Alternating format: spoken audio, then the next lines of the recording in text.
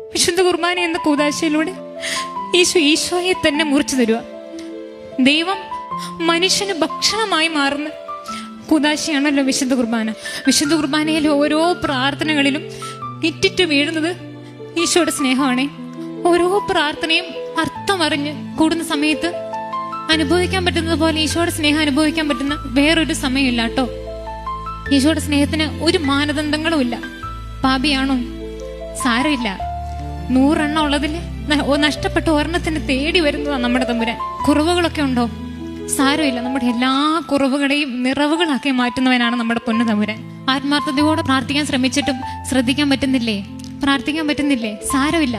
ഹൃദയങ്ങളെ അറിയുന്നവനാണ് നമ്മുടെ പൊന്നു തമ്പുരാൻ. ഇനി ജീവിതം മൊത്തം നാശമായോ?